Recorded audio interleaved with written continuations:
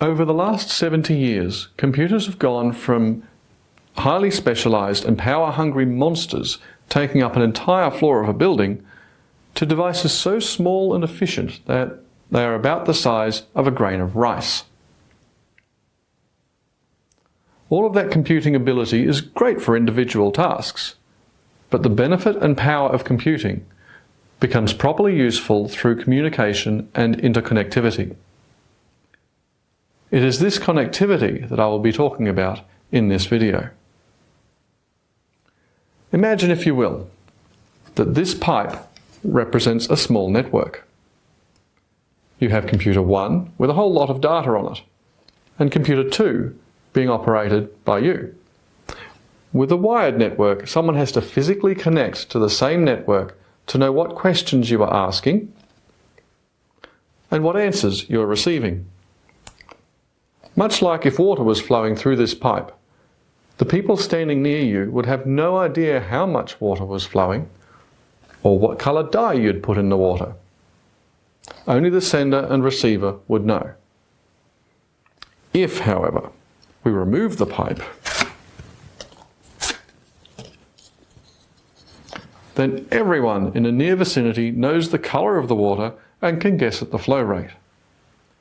My analogy breaks down at this point because water and radio waves don't travel through the air in, well, anything like the same way.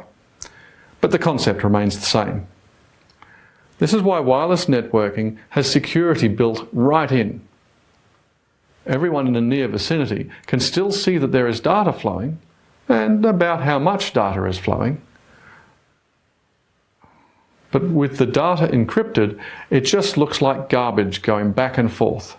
Only the two computers involved in the actual conversation have any idea how the data is encrypted and therefore how to decrypt it. That's the theory. But is it really true? In 1997, Wi-Fi became something that the general public could use. But the first widely available and popular Wi-Fi routers came on the market in 1999 with the Apple AirPort. The designers of these first routers knew the problem I've just mentioned with broadcasting data wirelessly, and they had a security protocol they were so confident in that they called it Wired Equivalent Privacy, or WEP for short. Their name of the protocol was more ironic than accurate, however, and the first chinks in the WEP armour started showing in only 2001. By 2004, anyone with a decent enough computer and the right know-how could break into a wireless network and interact like they belonged there. With today's computers, it takes someone with rudimentary hacking skills less than 2 minutes to gain access to a WEP-protected wireless network. Something had to be done. So, in 2003, the Wi-Fi Protected Access, or WPA, protocol was produced. This protocol was far more robust and much more difficult to hack, but it too has flaws. The biggest by far is a component of the protocol called Wi-Fi Protected Setup, WPS, that allows users to connect devices to the wireless network by simply pressing a button on the router. There are other security flaws caused by a desire to be backwardly compatible with the older WEP standard. So in 2006, WPA2 officially superseded WPA. WPA2 is still considered to be unbreakable in most of the scenarios in which Wi-Fi is used.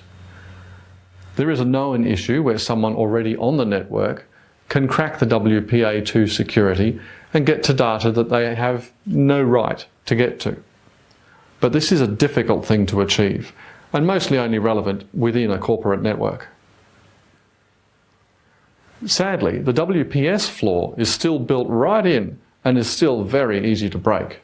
But at least this WPS feature can be easily disabled in most modern routers, returning WPA2 to its current almost unbreakable status.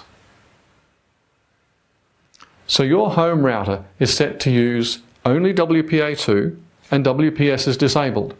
Your Wi-Fi is secure now, right? Well, that depends on you. You are now the biggest potential security flaw that your Wi-Fi has, as you have the ability to set the password.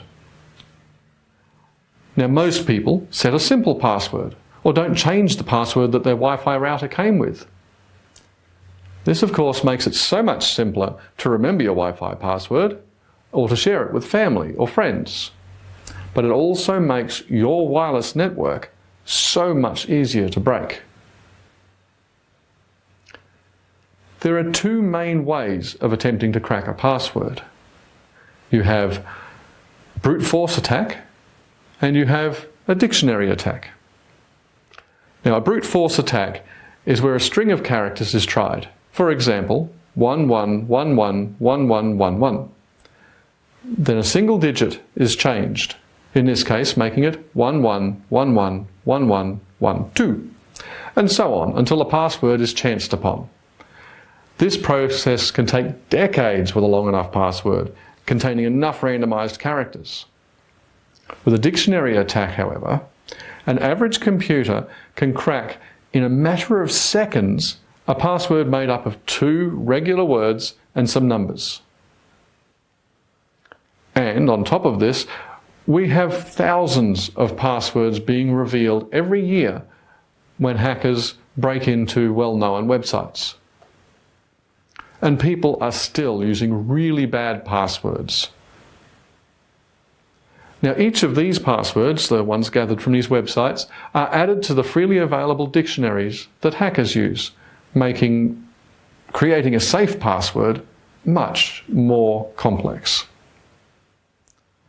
Now, with all that doom and gloom, well, why bother? A tiny survey I did in preparation for this video involved asking under 25s if they cared if their data was seen by unauthorized and unknown people. And the answer was unanimous. They don't care in the slightest. With a huge proliferation of data available to people, you'd be right in thinking that you probably don't have any data worth stealing. What you do have, however, is a computer that a hacker can turn into a money-making machine with you footing all of the bills.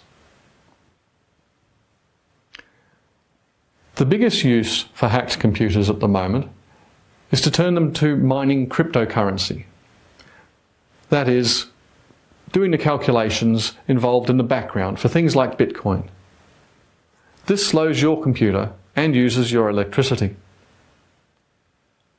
Another common use is to use them for legal purposes, such as a drone in a denial of service attack on a bigger company, or as a launching pad for hacking other, bigger, more profitable targets. Both of these will also slow down your computer and will consume your internet, leaving less available for you.